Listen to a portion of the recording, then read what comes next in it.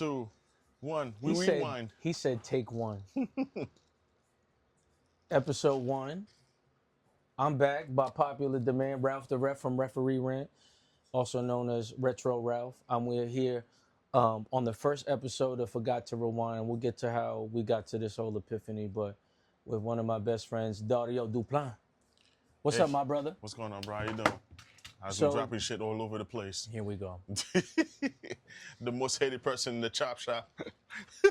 He ain't even, like, you see how he just shoots himself in the foot. You'll learn to know that as time goes on, because he will be a recurring guest on this. But before we get into Dario's brain, which is interesting in and of itself, I just wanted to talk about the genesis of Forgot to Rewind for me. You can see that the lights are pulsating. That's because the 65-inch TV, Samsung, and Dario was also backlit on his, as you can see on the camera right side, by the 40. I'm gonna set me up with a 32-inch, y'all. It's 43 inches.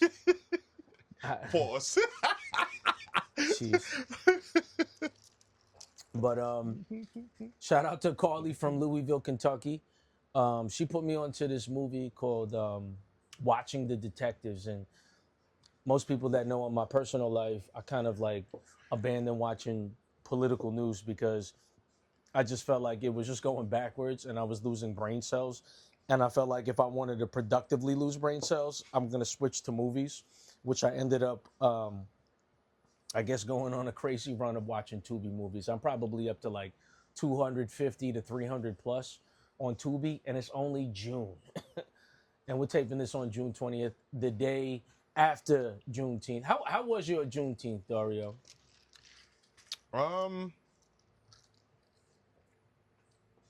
Well, yeah, cause I worked, so my job don't really recognize that that as a holiday.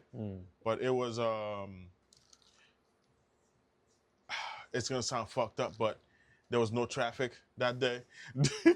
He said it reminded him of the pandemic. That's what he said. But you know, as I don't know, if I can say this because I don't know if I can relate because I wasn't born here, so it might mean so much better. I mean, it might mean more to somebody else that's actually born here. Yeah, but You know what I'm saying? Like it's but also, and we always talk about this, right? Even though you're not from here, you've assimilated yourself for more than half your life over here, and on top of that, like, it has to mean something to you. You're here, so it might not have the same connection as somebody that directly is affected by it. In one aspect, you could say like it's nice that they recognize, like they finally recognize the day, what it symbolized for every you know, what the day symbolized for that period, Right. To celebrate I guess the freedom of the slave, right? Correct me if I'm wrong, but it's just that it was it's just that to me, when you work for my type of work I do, and where they don't celebrate it enough, I mean, where they don't recognize it, I think it's kind of fucked up. But it's at the end of the day, for me, I was able to like understand. I mean, as an immigrant, understand what it means for everybody else. But did I really enjoy it? Probably not, because I was at work. So that's pretty much Well, what I got. I mean, I just have my own personal take on it, right? You work in the car industry, and like, if we're talking about automotive sales, like, you have to be open on a federal holiday. Like, of course. If it's not open during a federal holiday, then it's probably not. It's popping. retail. The funny thing is, retail is open regardless what the holiday is, because it's a potential sale. Right. You know what I'm saying? Right. But for my line of work, for example,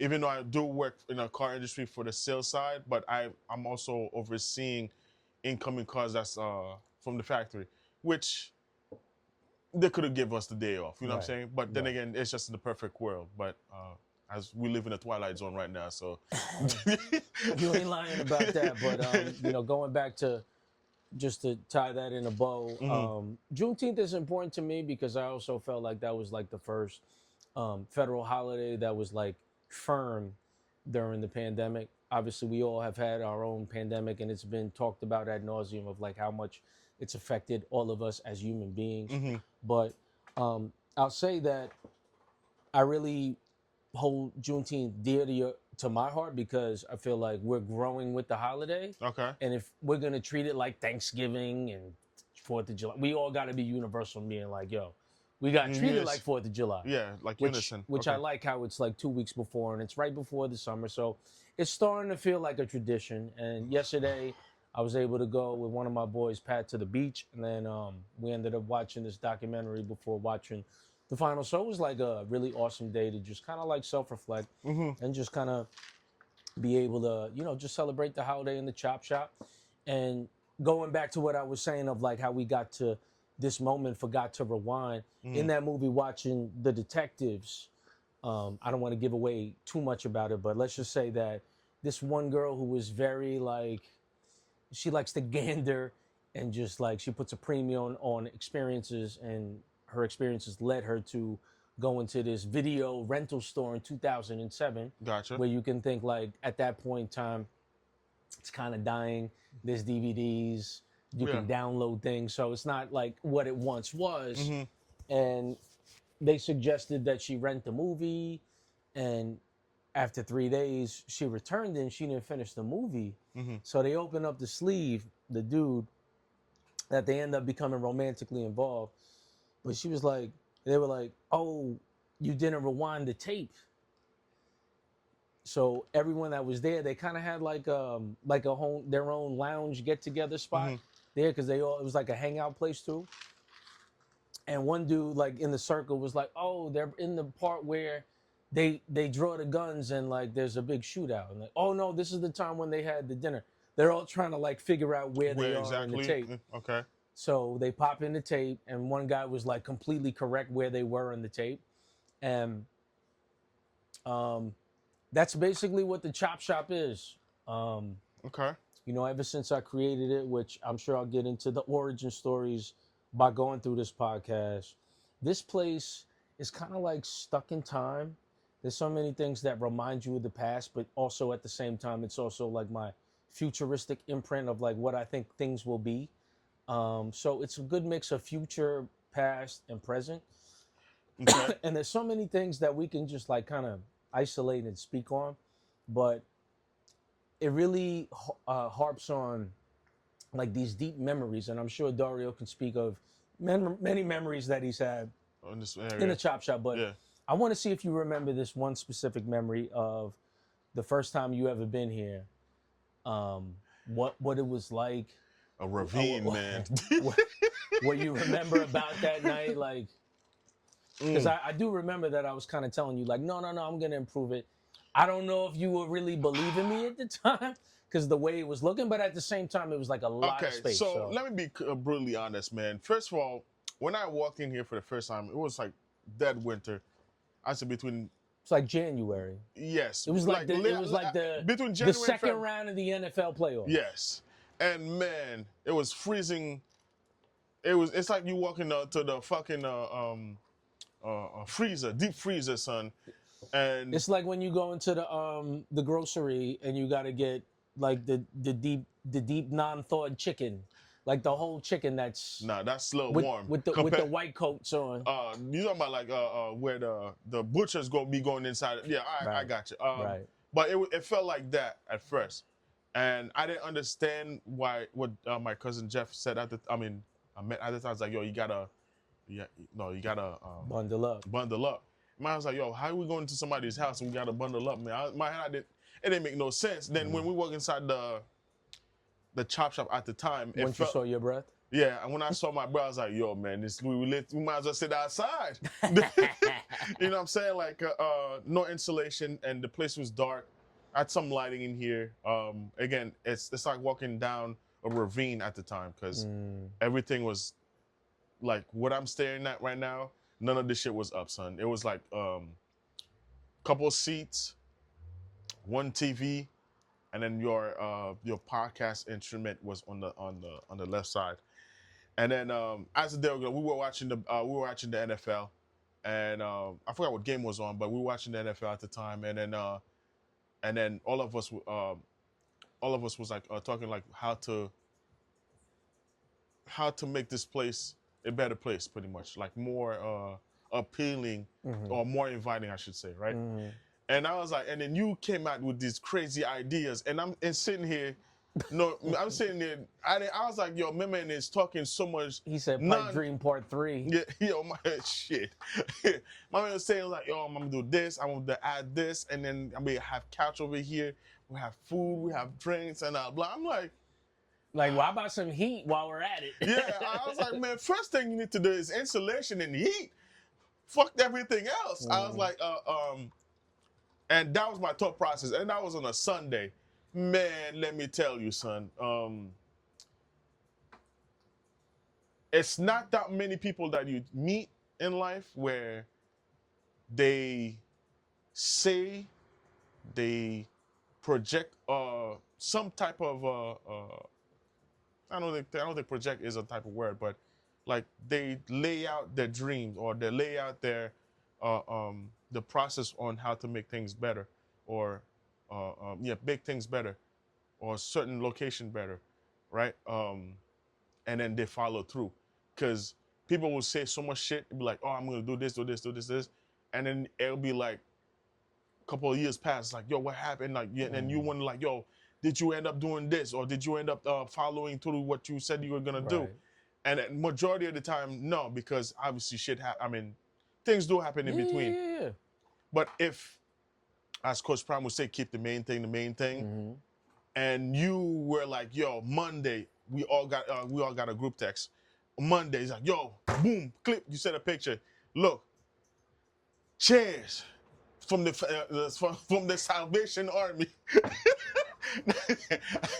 You know, I mean, not really from the Salvation Army, but like, you know, it's like, yo, we got chairs. And the next thing you know, I came that Sunday. It's like, oh, it went from a ravine to a fucking alleyway. You know what I'm saying? Like, seating position better, but still cold as hell. Oh yeah. The week after that, a couple more TVs was up, more lighting, better see. At the time, you had the dime bus, which is the dining area, Right. which we never used.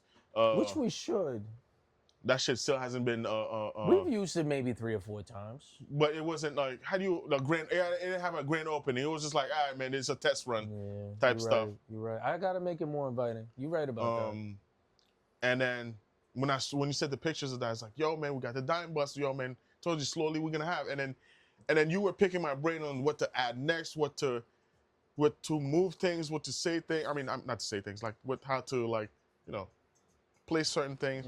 You were picking everybody's brains, but it was like, I was having like 20 new ideas, and then I think the best idea that stuck around was the hanging bar. You know what I'm saying? Like the hanging bar, and since we do drink on the weekends, we're not fucking alcoholics over here, just for saying. So on the weekends when we vibing, we do have like a variety of like liqueur that we enjoy. The game, conversation, like current events, shit that happens. It could be any subject. Yeah, it could go a lot of ways. Yeah, a lot of ways. But the best thing about the what you've created and how far it became. One thing I noticed is like, yo, man, everybody's egos, when we have certain conversation, everybody's egos is stayed outside. That's interesting. See, I've never thought of that. You know what I'm saying? Like, what makes you say that? Because we can have the most controversial conversation.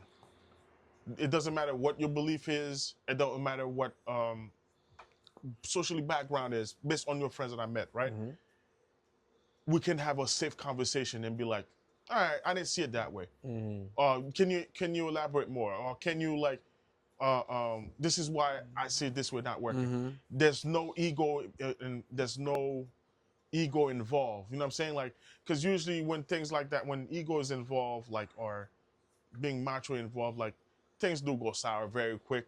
And then there goes friendship, and there goes, you know what I'm saying? Like, it's shit like that is just like, come on, son. We all grown ups here, man. We can have a conversation where we all can be like, we can share our thoughts without being, Right. you know what I'm saying? Like, without being idiots about it, in a more simpler term. So this is why I kind of like coming here, because I can be the most hated person on earth, aka the hater with the blackest heart on earth. Not even sunlight can penetrate through. Well, I'll just say we have a good collective of like being able to, hit you with the Care Bear rainbow heart to make it feel a little softer and poke and prod, make fun of it, have a good laugh about it. So I think that softens the edge for other people that might not experience that. So that's interesting that you say that this place brings all that type of things. I just remember you were one of the inspirations of just like constantly improving these things because, let's be real. If anybody knows Dario, he's a very tough critic. So, and I've always told you, my whole goal here has always been 30 minutes a day. Yeah. Right. So I went real hard on some Legos today. You see, I made that New York postcard, the Tweety, that luggage. So, I'm always constantly trying to like build and put some more things. But I think it's safe to say that. Yeah, the thing about like people don't say enough is like you're a more hands-on type of person. Like you'll say things and then you trying to like figure out, all right, let me see. You know what I'm saying? Like let me do it myself. Let me actually put some thoughts into it. Let me actually do it myself and see if I can. It's like you see things as a I wouldn't say challenge, but you see things as a like, I can't get it done. Oh, you could definitely get it done. You know what I'm saying? Doing it well and doing it. I mean, having an experience of just executing things, whether it's good or bad. I think that's one thing that people just have to let go in terms of like achieving things. Things are never gonna be perfect, man. Like. I think that's one thing society is missing nowadays, to find certain things, spend like 10, 15 minutes or 20, 30 minutes into doing it to get themselves away from. Well, I feel like everyone does do that, but with 30 minutes of scrolling. Man, maybe 30 minutes of scrolling. Yeah. Which I try to be very self-conscious of because look, we're all guilty of it. I mean, I'm not. Oh no, I'm not innocent. I'm not an hypocrite, but I call myself out most of the time. Oh yeah. You just want to limit it. You just want to be self-aware because I think this place is living proof of like what you can do when you're not on your phone. You know what I'm saying? Like being productive. Yeah, you can be productive, but at the same time, I'm not in a rush. So I think that's so cool that you've been able to see like bare bones to like now what it is. And for me personally, I still don't even think that this is halfway done. So. The chop shop, in a sense, is build it as you go. That's what it is. If you want to give it a proper manual into it, like if you would happen to make like a how the chop shop came alive, I think the fish chop would be like build it as you go, because a collective of ideas on how to make things better, on how to make it more inviting, and then sports bar like sports bar like where we can cheer for a team, say the hell with the other team, we don't care about your feelings type of thing, where at the end of the day we can still get dap it up and then still walk as like, yo man, next weekend we'll do the same shit again, and then ever since, and that's what this embodies. You know what I'm saying? Maybe I'm kind of falling off, but yeah, but this is. I don't think you're falling off. Let me get you back on the horse. So, you're saying your first experience where everything was very skeletal at the time. Do you remember that first summer that you experienced, what it was like, and did you see like a marketed difference from like when we first started to like that first summer, if you remember? No, I do. that's one thing about me. I'm very photographic memory, and to what it was in the winter, and then to what you built over the summer, and then like you said, 30 minutes a day, and text messages upon text messages like, yo, this is what we got going on. And in my head, I was like, well, if all this, if everything that you mentioned while we were having that conversation in our circle, is everything that you mentioned is what you're being built, and I've seen proof of that. Shit, I can see this goal like be like this summer might be the area to be during the weekend, like Saturday, Sunday, just chilling. If you have the time, obviously, because you have a family. Um, um, you know, and I think the first summer I've ever witnessed, hot as balls, humid as shit, and then we came in and it was like, yo, man, we're trying to set the TV up, son. And then I think when that's the first time I ever went upstairs and I saw upstairs and what your plan was for upstairs. I still haven't been upstairs now because I've heard like you've Working on it. you put some hands into it. A lot. I don't think hands is the right word, but put some work into Put some hands on the upstairs. So you put some work into it to the point where I've heard where it's like, yo, it's actually better. But me, I just don't think upstairs is good for me because that going up a ladder and Listen, one day I'm gonna have stairs, and then that might be the go-to, because that you know, like when Jeff's gone and you got nobody working out, you might be out here fucking, you know, us trying to push each other. Who knows? But I really enjoy that open-endedness here. Yeah. What I really enjoy about you is that, you know, now that we bring other people in the fold, because you know I like to be very I love to share my information. You gotcha. know that, Yeah. right? Because I feel like I work very hard to get the info that I got. So I don't feel any insecurity in somebody taking what I know, because ain't no one gonna be me, Yeah.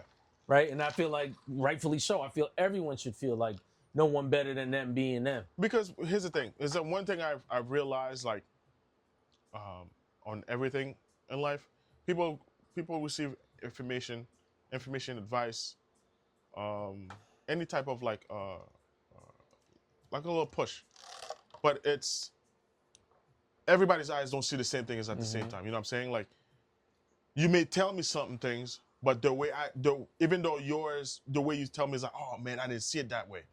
But I'll use yours, improvise, using my own how can I say this? Improvisational skills. Yes, and then make it my way. Yeah. And even though you have your own way, I have my own ways. Like, you know, and people be like, oh man, I was like, how'd you come up about this? I was like, well, you know, I've been sitting down talking to my friend, and then he said it one way, and then the way that he told me, it didn't go the way I wanted it. So I was like, you know, let me just improvise just a little bit, touch my own touch here and there, and see if it works, and end up working out. So there's a lot of things that happen like that I've seen, but you know, nowadays you you can give somebody the most information on earth, and I guess they don't give out the credit. I don't know. You know what I'm saying? Like, Yeah, but the thing is, like, I mean, and I'm just only saying this personally. I know I'm a person of very high influence. I know a lot of people listen to me. I know people a lot of seek my advice. I definitely don't take that lightly. But at the same time, like, I feel pretty secure in my own experience and how I feel like it would be a good application. You know, you just wish everyone had that type of experience, that you could just share it freely and like not feel any like a commitment to it. Okay. You know, sometimes I just tell you things like might not apply to you. So for me, I think that's a joy that I hear, that some of the information that I feel like I'm telling you in a fleeting manner, that I feel like you're not really listening, or that like it just kind of like it permeates in your brain. I feel like this place has made you be more open-minded. Okay. If thing. What do you think? Open-minded. It's something I actually no. Let me get away from open-minded. One thing I was told about Jeff, like this place, It's actually made me closer to my cousin Jeff, to be honest with you. You know what I'm saying? Like, not that we had like issues, you know, because not everybody's family is close. Right. It brought me closer to my cousin Jeff. He and I will always have conversation, and as an introverted person like I am, uh, This is an introverted person's paradise. exactly, I think. it is. And if you saw, well, no, I don't have a chop shop, but if you saw my lair, Right. right, it has everything that I need. I don't need to go out. That you need. Yeah, exactly. I'm sorry. Everything that I need, I don't need to go out. I don't need to do this. I got everything right here. I don't. You can. That's why most of my friends hate me because I don't go out and hang out. Right. You know what I'm saying? And that's how I noticed a telltale sign that like you've been here hundreds of times. So like I know you love it here. I don't need validation by asking you. Yes, because I can be, like I said, you go out the door, here, I can be chilling. As it feels like I'm back in my own little area where I can just be chilling and then all conversation shit. Now that don't mean that my friends are terrible or I have bad friends. It's just like sometimes, man, it's like to me, when people go out and do this, it's like a repetitive. You go out, spend money on clothes, dress nice, put cologne, go out, spend money on drinks, and then people fighting if. So you like the closed circuited, cost effective, feeling like going out. Yes. Exactly. But Insular version of it. And great, I get it. A lot of people may disagree because you're not socializing. Facts. You're 100% right. Yeah. But at the end of the day, it's like, to me, I've experienced I've experienced going out with friends. I've experienced going to parties. To me, when I get out of it, it's like I could have done this shit at home. Yeah. So you feel like, yo, this was just quality time well spent. You know, but that don't. Every now and then I'll go to a bar with sports bar and they're like wings and like tropics, for example. Like which is okay because it's like, hey, y'all get it. These wings are fire. Yeah. But I definitely feel some type of way when I go out and I'm like, I could have made this. Yeah, like not only could I made this, I could have made this and had Dario and Jeff and Pat eat. And then while I was eating. Yeah, and we can have our own conversation going on and shit. XYZ, you know what I'm saying? Actually, funny enough, I've recently had this conversation with one friend of mine where he went out. No, not him. I'm sorry. He posted a video where the dude went out. He spent, I believe, almost $400 on a Don. I'm sorry. Excuse me. On a Don Julio. How much? $400 on a Don Julio. I guess tequila bottle. And my man took his phone, son. Literally, took his phone, go on Google, put the name of the bottle, the exact bottle. Look how much the shit costs. That'll be $29.99 at $10, but there was $39, almost $40. It's like, yo, I'm in here spending four and change, and I could have just bought this shit for like $39. I was like, So, conversely, that you say that, another joy that I have is that we have some younger members that come here, and what I love about that is that I know, just off of my experience of knowing that. People that have differing opinions, I know that they're going to get along. Like, I'm never going to put you in a situation. You might have deal with somebody that you never met, that has never been somebody that you normally would deal with. That's why. But then you go, well, if Pino messes with this person, then yes, I'm going to just give them, and you see it turns out like, all right, this person ain't that bad. Like, no, of course. That's why I said, like... notwithstanding, if you saw this person in the middle of the street, you wouldn't be talking to them. No, exactly. But that's why I said, like, everybody leave their ego out the door. Yeah. When you open the door, you walk inside. Right. Whatever your shit is at the door. And then you come in and then you socialize, pretty much. And then different background, which is always cool. And then even the majority of your peers, I should say, they come from the same work that you do, which is referee. You know what I'm saying? Mm. Which, I can't Yeah, stand ref. we'll But we'll talk about the crookedization in a second. But um, what I was saying with the younger people that come here, mm, it's such a joy for me to show them that there's a Bacardi that's 19.99, right? mm, And I'll just get buy two Coke Zeros, get two free, and I'll have a 48 pack, and I won't talk to anybody about like reimbursing me yeah, because I know what it's like to be 23 and get the alcohol bill like $519 yeah. For a bottle that off of costs that.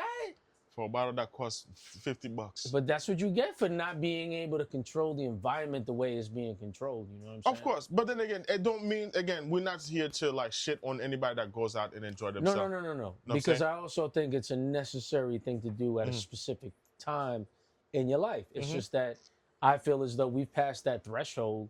I know for me, I just have no interest in like how can I justify saying like, you know what, I'm gonna spend $80 tonight Mm-hmm. on a random Tuesday to just be out there. For Yes. what? What am I now Tropics is different. Yes. Tropics is different. I'm ready for that steak nachos. Oh man. I've Two, been waiting. two plates of that shit, man. But yes, yeah. Again, to anybody that's listening, we're not trying to shit on anybody that's like, um, that likes to go out and socialize and spend money. Hey, listen, not everybody has the same cup of tea. You know what I'm saying? Some cup of tea will be like, all right, it's, not mine, but everybody's not gonna drink the same tea. Well, I don't know if that makes sense, but it is what it is. It makes sense. You know what I'm saying? So yeah, man, this is exactly what your vision of the chop shop is to me. Yeah, You know I what mean, I'm look, I'm just glad to hear it in this way because I never come in here and go like, I need to hear validation that it got better. Like I know it got better. Like Oh yeah. If anybody that knows me, if I don't fuck with you, yeah, sorry my language, but if everything's gonna no, need oh work. yeah, that it's like I wouldn't even. It'll be the first day, hello, good night, and that was it. That'll be.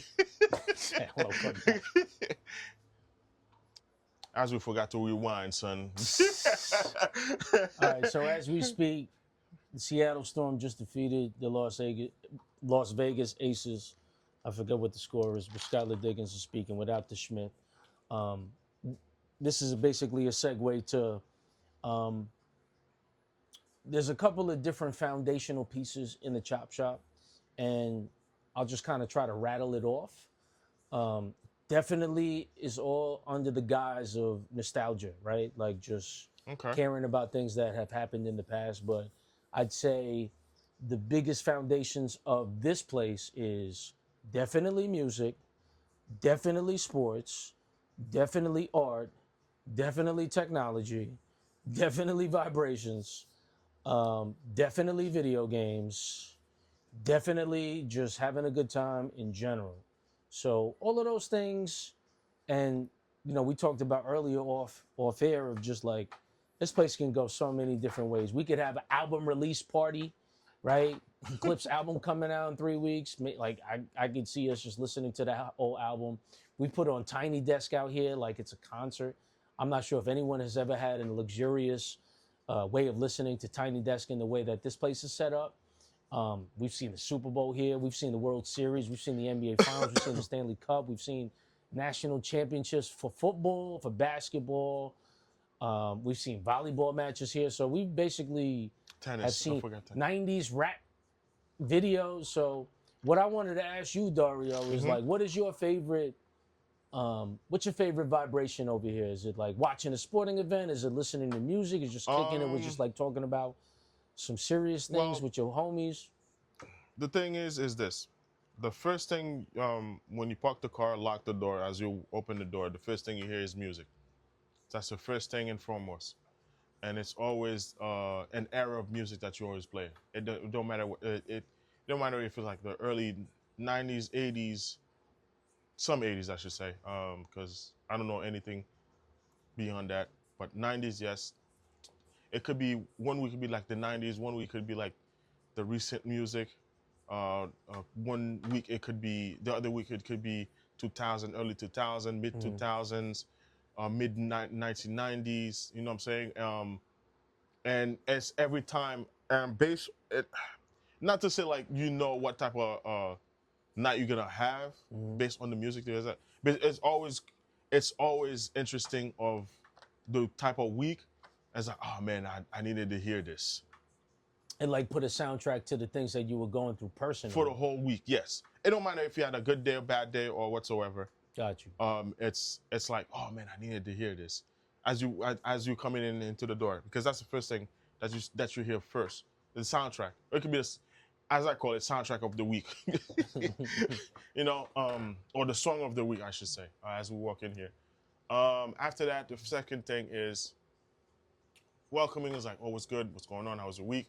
And then we go into the nitty gritty of everything else, which is first thing is sports. What are we looking at? And then the day goes on and go on and go on. But like I said, my first thing you notice is the music.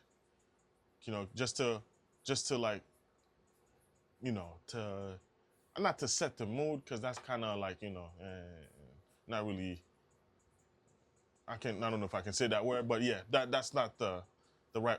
That's not it. But is it more like, oh, I didn't know that I felt this way, or is it more like, oh, I'm getting put on to something, or oh, I used to remember this song? Majority of the time, I used to remember this song, or if it's something that's very intriguing, I'll be like, yo, who's this? Who's this artist? You know what I'm saying? Like, who's this artist? Like, and you tell me, oh, this is her, not the actual artist, her. Right. But this is this person. Her. Yes, exactly. Got it. So yeah, that's pretty much it. Yeah, that's what coming into here is like. You know. So barring any questions that you have, I just got a final question, and there's been signs that have pointed me getting back into podcasting. For one, that I forgot how much I love it. Somebody just recently DM'd me about, you know, my podcast for Referee Rant. Got them through and like got them really inspired, which is like, you never think your words that you said years ago is gonna inspire somebody to become, yeah, okay. So one thing Dario think when we are at the chop shop, he thinks like I'm an on-duty cop, like I'm like a security guard here, that I need to answer like at will all of his referee-related questions, where somebody gets butchered and he thinks that like I got to answer for him. He thinks I'm getting paid by ESPN, ABC, and NBA, that I'm supposed to be analyzing this. There's sometimes when somebody get fouled and he start looking at me as if like I fouled him. So I just want to understand. He came up with this word, the crookedization of refs. Shout out to Dario forever. I think I just need to make some shirts that say the crookedization. But I'll just say my own vantage point of being somebody that like prides himself in like being a really good ref, building a lot of relationships with people that are at a way higher level than me, the fact that they respect me, the fact that I can articulate what's happening, the fact that I got no ego, then I have no aspiration to get to the Division I level or the NBA level, and I still want to be great for me, right? But I just find it interesting that when you are a referee, there's so much diminishing returns when you're off duty, because everyone, all your friends, when there's like a kind of like an outrageous or like a controversial call, it's as if like I'm the lifeline in Who Wants to Be a Millionaire, and they want the correct answer. And sometimes I just, try to say it very matter of fact. It's just difficult. I guess just watching referees, like I'll just tell you, like as a referee, it took me like 2 or 3 years to like unlearn to not look at the refs and to like watch it as a fan again. Because it was a while where I was just kind of looking at the refs and I didn't care about the game. And like, I didn't like that. I want to watch the game like you're watching the game. Gotcha. I mean, I guess your question why is... Why you get so outraged on the refs, B? Yes. So... Whew, where do I start, man? Shit. Was it something I did? I hope not. Well, how can I say this? Did you gain more respect by watching me ref and like how I interact with the people? I'm glad you said that, because that's where I was gonna go. It's like even though I have so much disdain for the ref, but at the same time, I do see on the other side what's it like to be a ref. Majority of the time, most people majority of the time, not majority of the people, like minor group of people will say, oh, they hate the ref, but they'll never go to a game and witness what's it like to see a ref in action. Now, they may have their own reason, but my own reason is sometimes when the calls are not consistent, I always say this: calls are never consistent. You can see when a ref has like their own vendetta, which you think you seem to like, nah, man, it's just the way the game is played, which I think is bullshit. But that's another conversation. But why would they have a vendetta? Like, Not like you so do you think? And this is what I always say when a kid is like, you're personally trying to screw me. I'm just like, you really think that I like thought about you when I woke up? This morning? And like I looked in the mirror and said, like, I'm gonna screw you. I didn't even know you were playing. I didn't even know you were playing. I mean, no, you're right, no. But watching how a game is being reffed, it begs the question, but it give you can see the first second or the first snap or the first play or the first first play or any type of games that you play, you can tell what type of game the ref's gonna call. You know what I'm saying? Because as myself, I used to play soccer, right? Play soccer, and lost sport that I love the most. But I haven't been watching it like a crazy, like most of my friends that are very like into the game. But I'll watch. I play the sport, and based from that, this is where my I guess the word hatred comes for the sport, because you can tell when a ref is like being play favoritism to her. You know what I'm saying? Well, I feel like soccer, if we're just gonna isolate soccer refereeing, that looks scary as fuck. I wouldn't want to do that. Okay, so that look crazy. It is, but like if you in Wembley Stadium and they playing the UAE, like it better go the right way. So I understand there's a lot of pressure on that ref. I get it, but at the same time, a fair game is still a fair game. Sure, regardless. I just think soccer poses very unique challenges when you referee, right? And I also say that soccer players, they're flopping is OD. Of course, flopping is real crazy. I mean, they have to sell. Maybe like my whole life is like in the grass. I can't find it. They have to sell. They have to sell whatever whatever their foul is, which it's kind of where you kind of see it on every other sport. For example, basketball. That certain plays that you see, they have to sell the foul, like the flopping and the other shits that's going on, and also the ref has to make an instant gratification of what the call is. I get that based on watching you ref, and then you always have like, yo, the reason why I call this call is because if you rewind it and it's like, if you see the motion, you see this is why I call the foul. I still say, yo, this is bullshit because the inertia and the gravity and inertia, whatever. Like, listen, I'm calling it by the book. Like it's like a speed camera in Queens, right? You go 1 mile above. You might think it's wrong. Yeah. But that's the rule.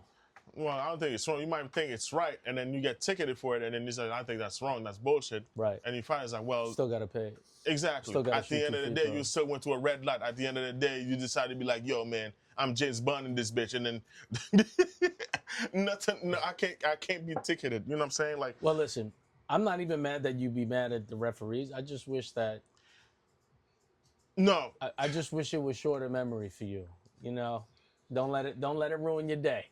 The first quarter, don't let it ruin your day.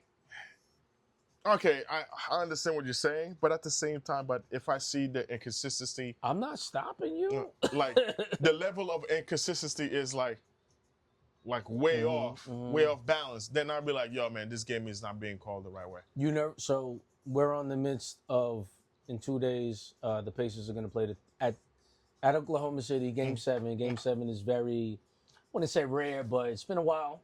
Because they need the money, but it's all right. You think the Thunder are going to win? I believe the Thunder. Am I the only one in your life that picked the Pacers to win the No, championship? there's other idiots out there. Right. I'm just What's the banana boat, the Twinkie Island jerseys. He said Twinkie Island. Jerseys gonna win. But as not an avid Knicks fan, but as somebody that watched the Knicks and supports the Knicks, I can't support the Pacers. I ain't mad at that. You know what I'm saying? I'm not mad at that it's the whatsoever. same way. It's the same way for you, for example. Yeah, like the Ravens. I can't mess with the Steelers exactly. ever. Exactly. Ever. That's And why the first time I never understood it until I listened to this man, Dave Rothenberg from ESPN Radio that I listened to. Then I can understand, I see where the fandom in. It's like, okay. Yo, I played fantasy football, right? I had Heinz Ward on my team. 1 week he had like 4 touchdowns. I felt dirty. Like I can't. I'm rooting for Heinz Ward. Like I can't do this, man. I got you. I can't do this. So yeah, it's the same concept. It's like, nah, I can't root for the Pacers. You know what I'm saying? I got you. You are getting better with the referees, and like even if you hate, like at least you're educated and like you understand where I'm. Well, that's the coming thing. from. So you don't have to show it to me. It's like I know you listening. So yeah. So that's why sometimes I like to. When shit called the wrong way, I look at just look at you crooked asses sitting over there. You know, it's like, yo, man, I'm off the clock, dogs.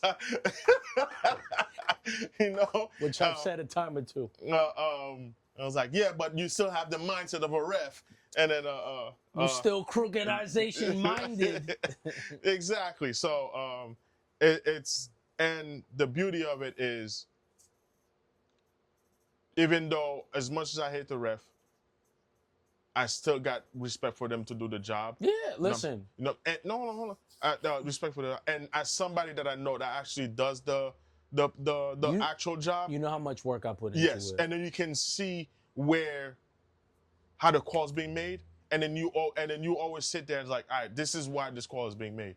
You know what I'm saying? And then based on the rule and based on how they play, this is the rule that you'll need to apply for them to make the call. Do you like it when everyone gets outraged and I'm like, 2 shots?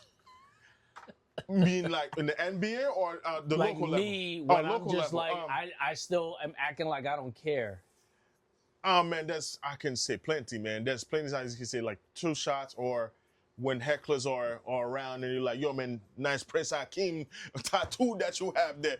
And then it's just another way to like to shut them down. And then it's like, yo, man, just but you at least you know I'm not taking it personally. No, I'm not getting mad. And that's the thing. And then that's one thing I've learned and that applied is I never take shit too personal. No, you know what I'm saying? Like, come on, like they want to win. Life is not. Like, tomorrow, I'm sure I'm gonna hear, you ain't gonna call that, but you gonna call that. Exactly. You know, so but that's just how I see the ref, and the fact that I can turn around and look at you guys as a dictionary to like, yo, man, what the hell is this called? Yeah. And then you can explain it properly to the point where I was like, as somebody that hates the ref, like completely, no. Yeah, you don't act like you begrudgingly accept it though. You just look like, nah. Yeah, of course, I have to because. All right, so I'm just happy that you're listening. Yeah, That's fine. I can sit. Let me put it this way. I can learn on how certain things is made, and then be like, nah, son. But I hear you. Yes, okay. Exactly. That's all I need to hear. That's good validation. You know what I'm saying? Like, but it's like it's this, because you know what I'm saying? Like the fact that you can still learn and still say, nah, man, nah, and then you can still explain in a way better term to like, this is what's going on. You can understand.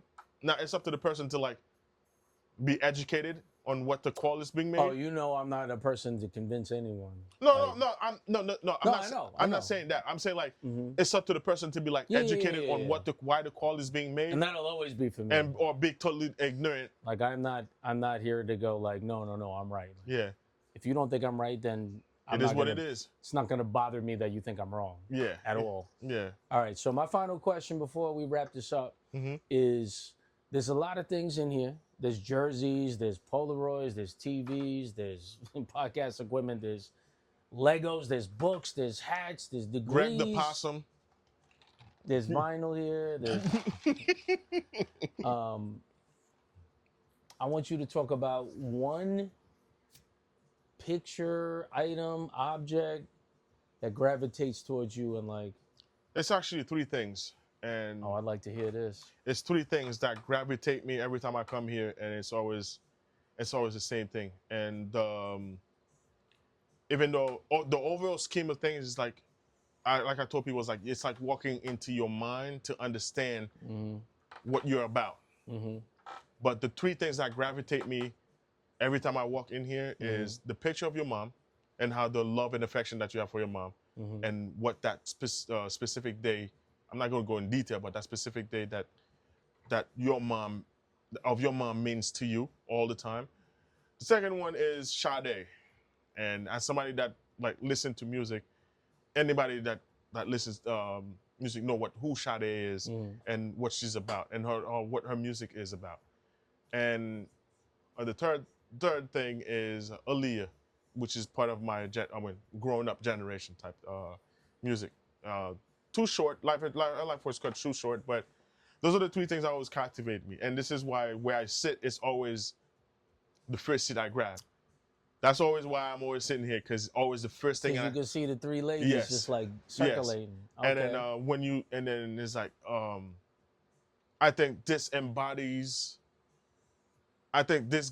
Personally, I don't know if it's true or not, but to me, it feels like this is the three things that you walk in here that give you the motivation to turn the chop shop to what it is now. You're not wrong. And you know what I'm saying? So to look around, you got vinyls everywhere. There's plenty of other things I can choose, but the three meaningful things that I've seen is those three persons or pictures. If you were in the area, three pictures that I've noticed to give me that I to bring some up to my. I forgot what the question was, but yeah, but that's what it is. The three things that gravitate towards you. So yes, like, there you go. I mean, like from your vantage point, and I'm sure I'm gonna make a video clip of it, like panning it. But when you see those things, and I'm just saying from a real estate perspective in the chop shop, that's taking a lot of real estate. Like that picture of Aaliyah, that picture of Sade. Yes.